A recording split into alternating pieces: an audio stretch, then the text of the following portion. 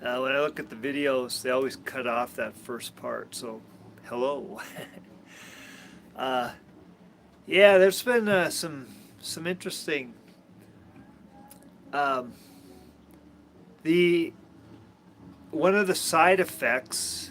I don't know. Maybe the plan in the first place, if you when you start to think about it, of this and this was an unprovoked attack against Iran. And it makes no sense. Everybody's like trying to look at it logically, as if the reptiles that rule us, the Epstein class, has our best interest in mind, and they're just incompetent. But as we're seeing with more and more information coming out about the mRNA vaccines, um, they they don't have our best interests in mind. In fact, they went to great lengths to kill off a whole lot of us for no reason whatsoever. Um, so maybe they have the opposite of our best in mind. Maybe now that they've got AI to do so much, they can program robots to do most of the manual labor, and maybe it's time to thin the human slave herd. Call the human slave herd. And I think they probably, I don't know, probably got somewhere between 40 and 60% of people took the death jabs. And the Georgia Guidestones stated a population goal of 500 million. So that means they needed to get rid of about 90% of us. Um, and and so if the idea was to hit the Georgia Guidestone numbers with the death jabs, they screwed the pooch. They left too many of us around. And now they're figuring out that most of the people that they took out were the people that did as they were told, the good, obedient, human, loose herd people. And it's us cantankerous, ornery people that are going to be sticking around. So, we've historically wars had a have served a purpose of thinning the human herd. It's not. Uh, do you really think that World War One started because some archduke in Sarajevo got popped on a highway when he was driving down the road?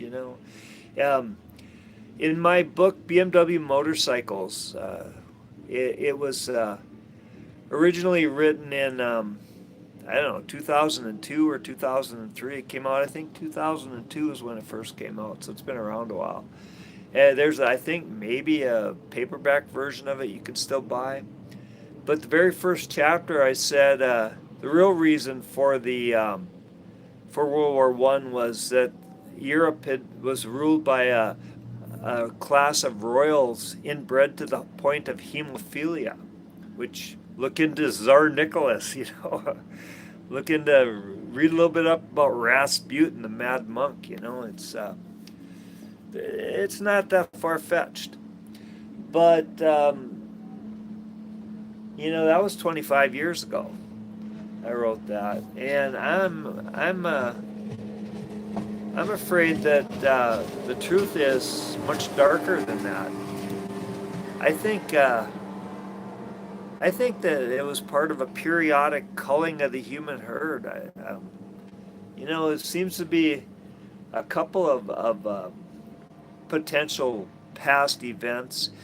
A lot of the world's religious texts speak of a great flood, and the history of the information about Tartaria that Putin released about, I don't know, about 10 years ago or so. There's a lot of talk about a mud flood, and you can see evidence of it in a lot of American cities. There's a lot of weird things that are built underground, that like windows and balconies and stuff. don't make a whole lot of sense.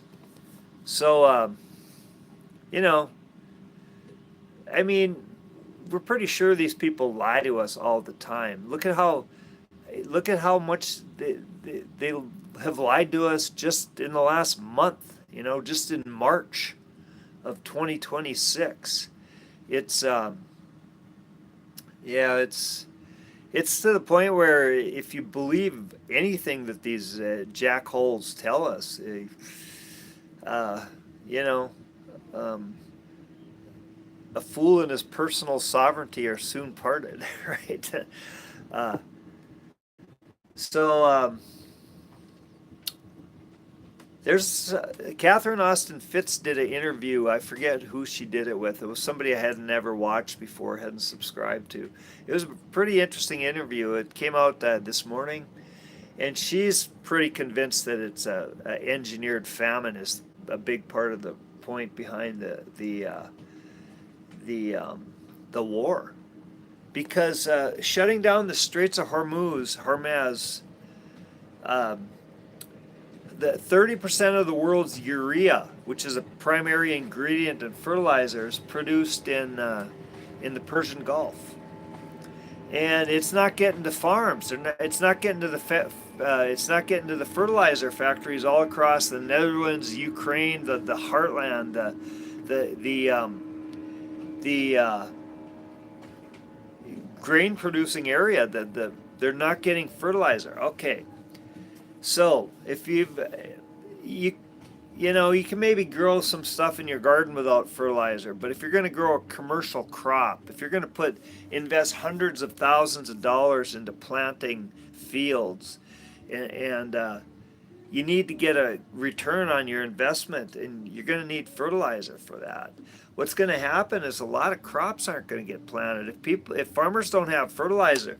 If say fertilizer, it costs say $400,000 to plant 2,000 acres of crops.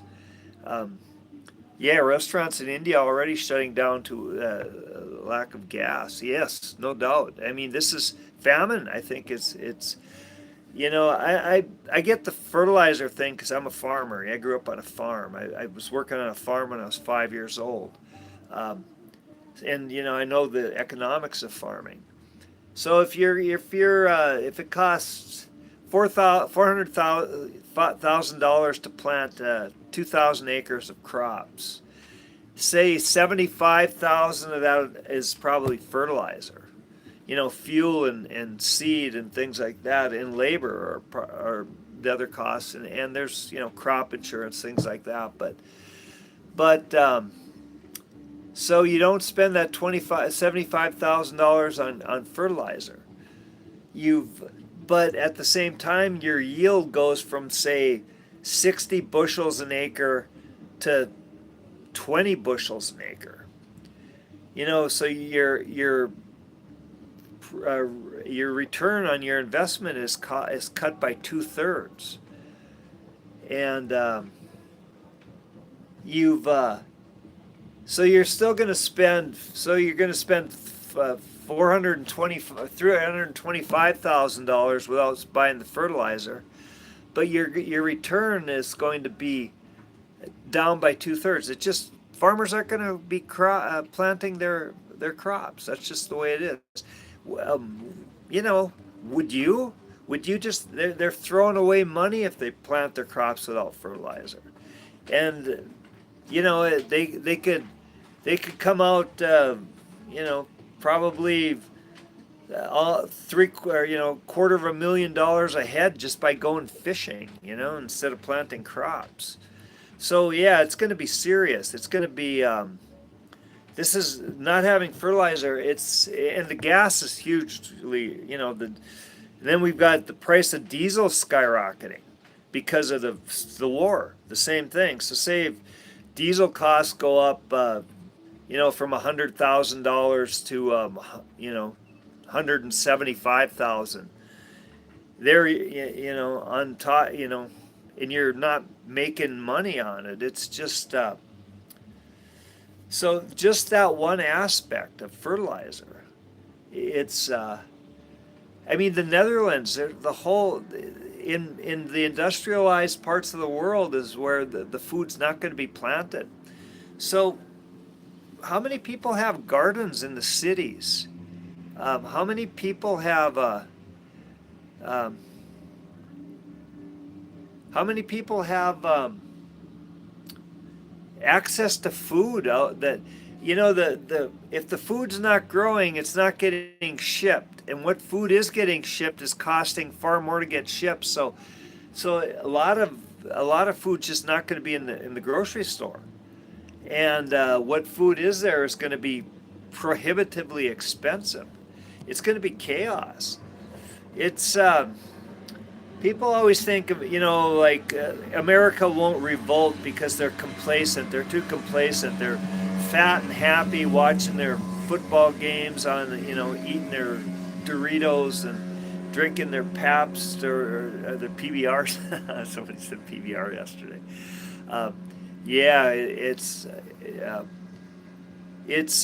but people being hungry really takes the piss out of people. It kind of motivates them to be a little bit more proactive. It's like it's going to be ugly. A lot of people have been warning us for a long time to stock up on non-perishable food.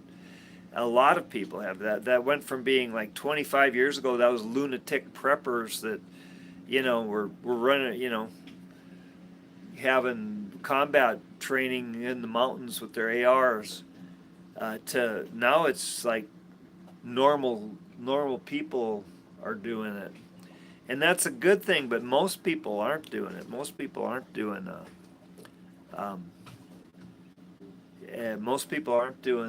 prepping and aren't prepared for food shortages. It's going to be a little crazy. Yeah, those. If you're watching this, I really appreciate it. We've been getting shadow banned like crazy. I've been getting like weird messages from Google. Google must own YouTube. I mean, before they would just shut me down. Now they're not shutting me down, but they're saying about how we're getting like shadow banned and stuff like that. So I guess it helps to like this video, and to subscribe and to share it. I appreciate that, and a lot of you have been really helping out that way. I appreciate it. So, this is, I hadn't really thought about famine, but are they really? I mean, is part of this?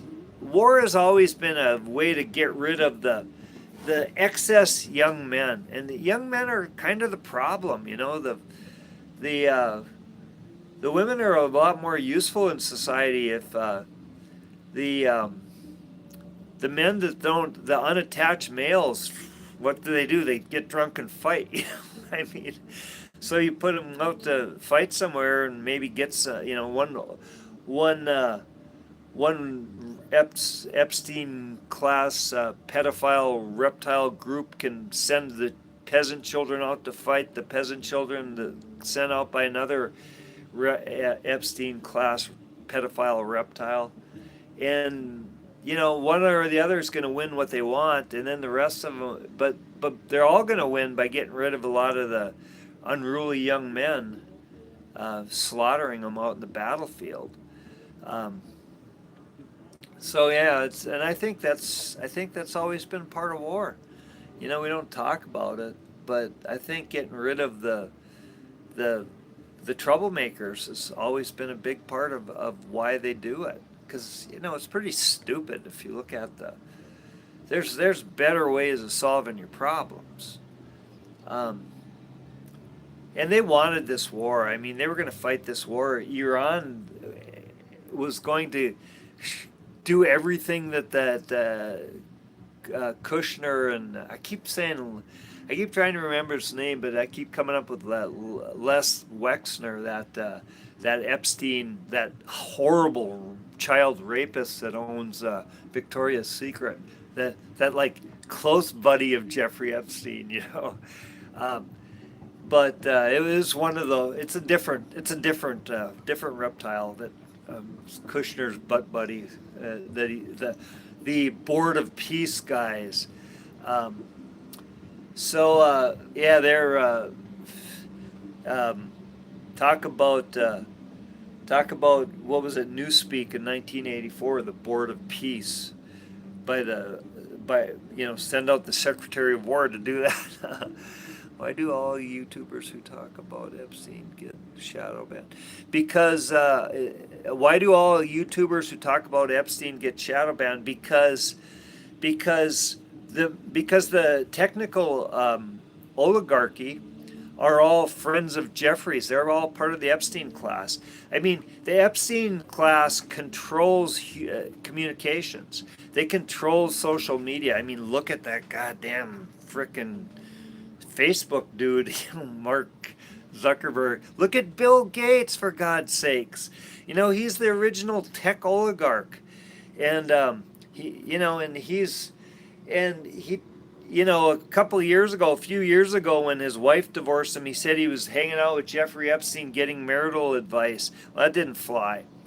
But now that we've seen the emails, they were actually talking about getting rid of poor people. I mean, they were discussing culling the human herd, how to get rid of poor people, and they were discussing using a vaccine program to do it.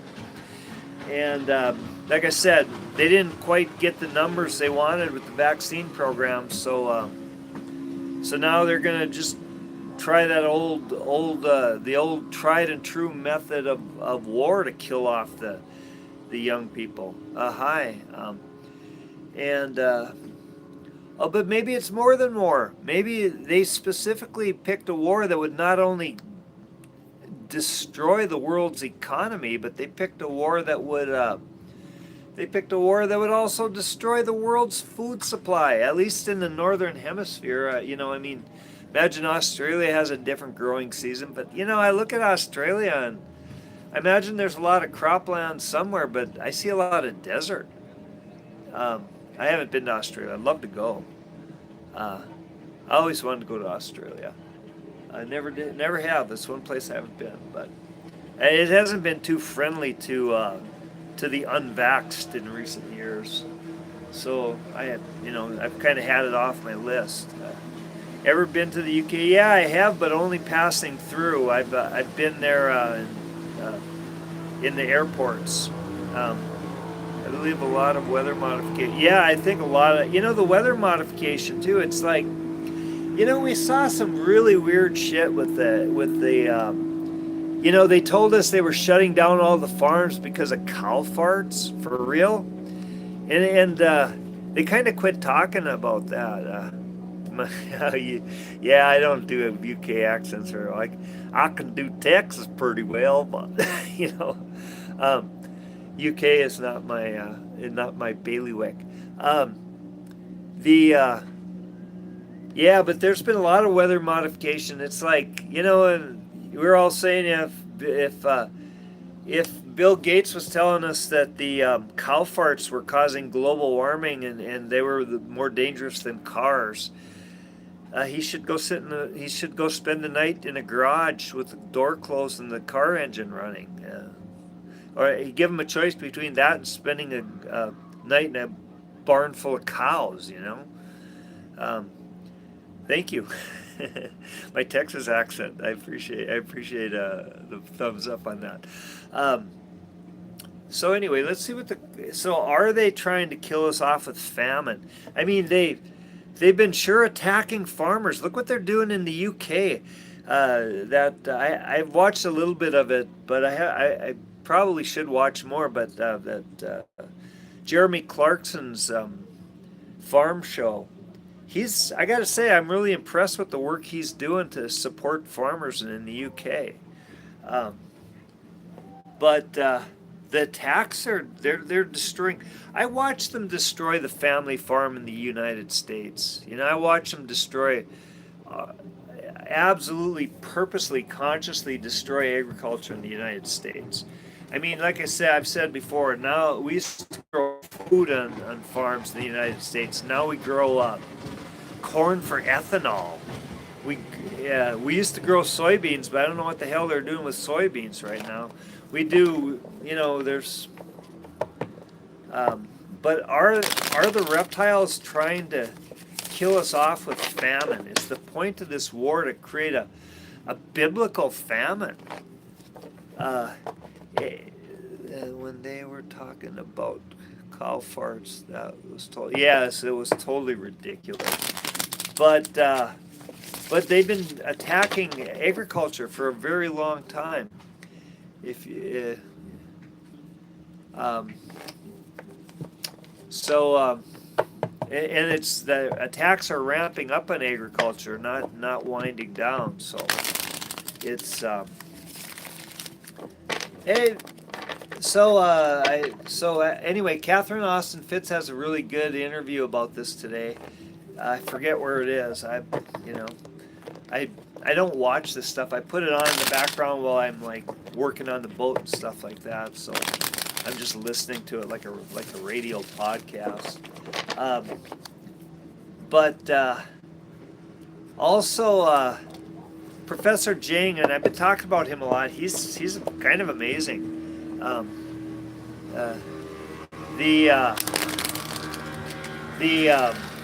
Today he had an interview with somebody I hadn't seen before. It was maybe a guy from India or something, because there was some kind of Farsi subtitles scrolling across the screen. It was in English, but it was. He's been talking more and more about who's behind this, and he says he's just saying the most useful term to use is the Illuminati, which I've done a little research on the Illuminati, and that's a real thing. It's it was a real movement to take over Freemasonry in late 1700s, early 1800s, early to mid 1800s, and the Masons at the time were talking about the Illuminati as being behind it. So I guess Illuminati is as good of a term as any. Professor Jing says makes a pretty good argument for it. So are they trying to create a world like a biblical famine? And are they going to succeed? Or are we going to be okay? Are we going to figure out how to get around it? And there's the signifier. It's the Page of Swords. So we're getting the initial impulse to act on this. There's some action behind it, but here's the overall situation, and that is acting with passion, fiery action. So I think what that's saying is we realize that we have to do something about this Epstein class predators that are not just raping the children and God knows what, sacrificing them in rituals to Moloch or whatever, but they're trying to just kill us off, starve us to death, and we realize that we have to act, but we're in a moment where we do have to really take action. We really do need to reclaim our personal sovereignty from these Epstein class pedophile reptiles.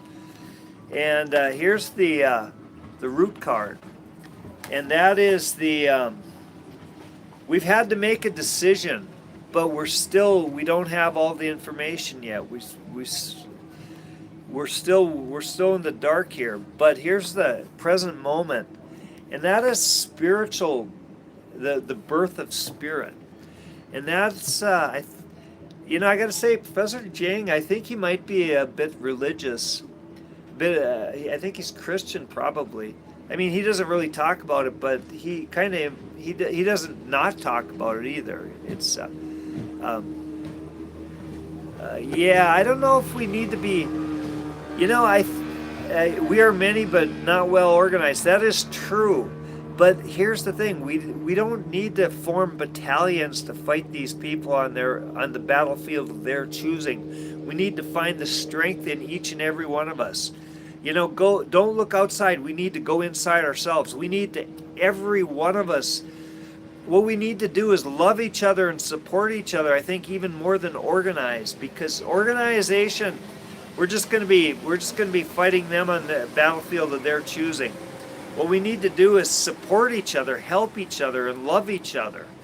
But we need to love ourselves and be, and we need to, this is where we find our strength. This is where we go inside ourselves. It's, I've said it, I say it every day, I think. The, you know, the Gospel of Thomas, look not outside yourself for the kingdom of heaven, because the kingdom, it was what Christ said, the kingdom of heaven is within you. And here's the psychological future, and that is loose ends. This is not going to be easy. We're not going to get an easy answer out of all this. And here's the future. And the future is a compassionate earth. So that's a big warning about the loose ends, though. And here's our fears, and we're afraid of leaving behind the matrix. We're afraid of leaving the simulation. We're afraid of venturing away from the security of. We're afraid of the uncertainty of owning our personal sovereignty, of having controlling our own future. And here's the astrological energy, and this is a partnership of equals.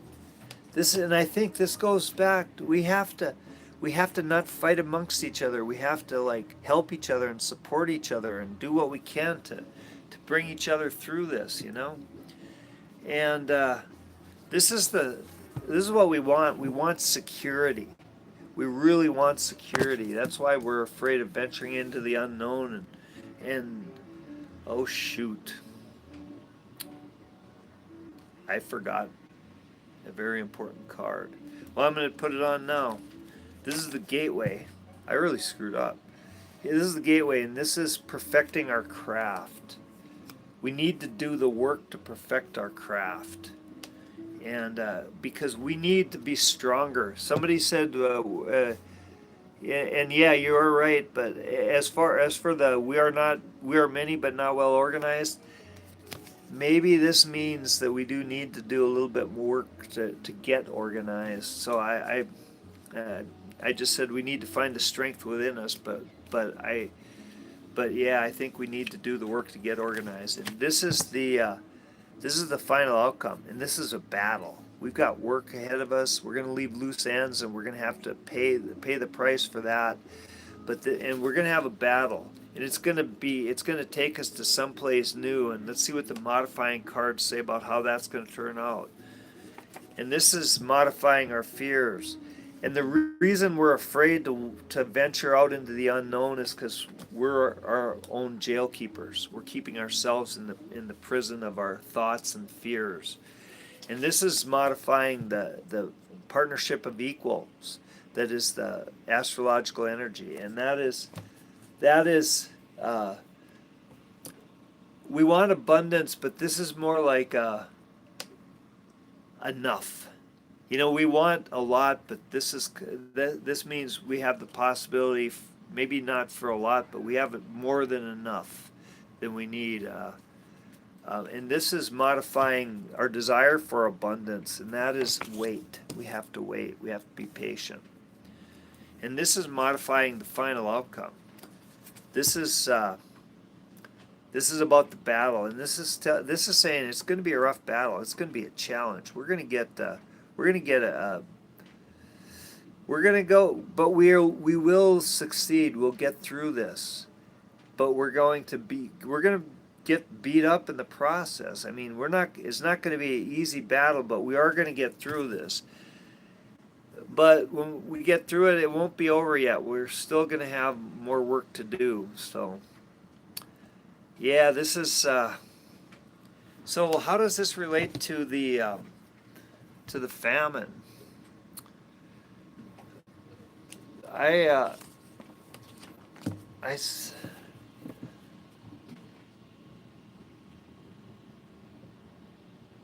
Yeah, they're going to try. They're definitely going to try.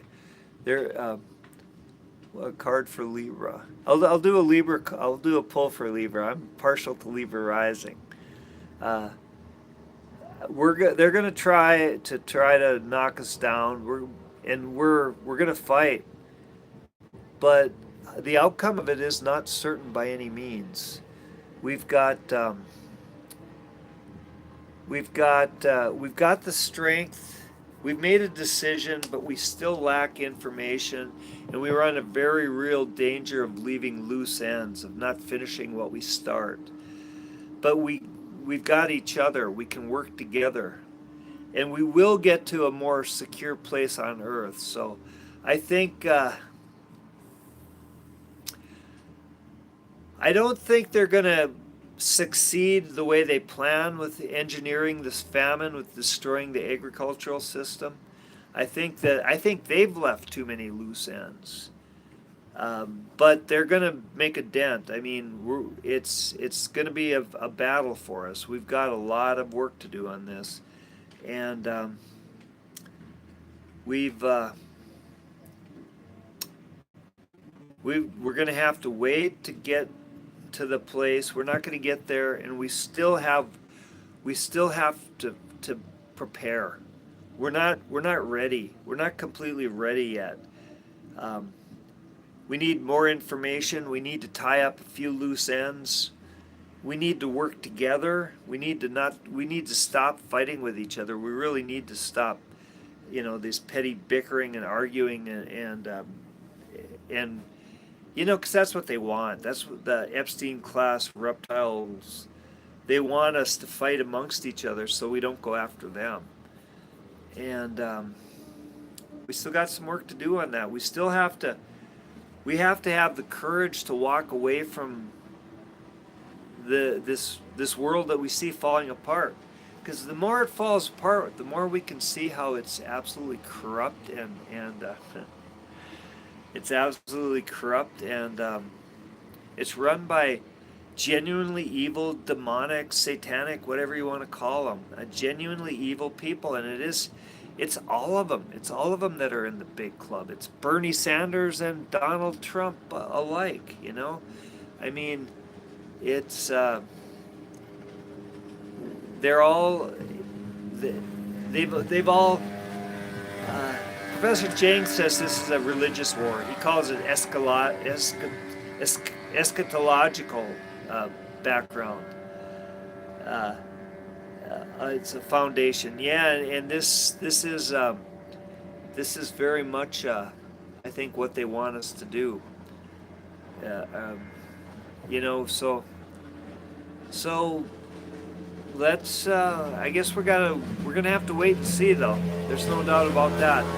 I guess the cards are saying is be ready, be prepared, finish what you start. If your thing is firearm training, keep training with firearms. If your thing is martial arts, keep training with martial arts. Thing is whatever it is. If it's teaching, keep teaching. If it's healing people, keep healing. If it's counseling people, keep counseling. I mean, do what you got to do and keep getting better at it, because we're all needed. Each and every one of us is absolutely needed.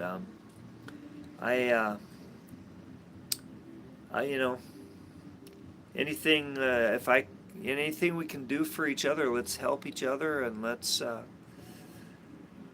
prepare for a really rough time. I mean, this is going to be rough. This is not. But there's hope. There is hope. We can get to a place where we, with the proper preparation, finishing what we start, and just being a little bit patient, we can get to a place where we can be ready to move into a better world. But it's not going to be easy. It's a real battle here. So anyway. Take care of each other, love each other. I love you all, and thank you for watching. And if you've been watching and haven't given it a like yet, give it a like, subscribe, share. I think this is I think this is my least viewed video in at least this month so far. But thank those of you that did watch. I appreciate it. So, and I imagine we're getting shadow banned pretty heavy. So, yeah, good day. If you can, subscribe and like and share. Give it share this. I don't know. Let's get this. Let's try to network. Let's try to create something so we can, like somebody said, we are many but not well organized. Well, let's first of all organize our communications. Let's talk offline. Um, let's take care of each other, love each other, love you all, and thank you for watching.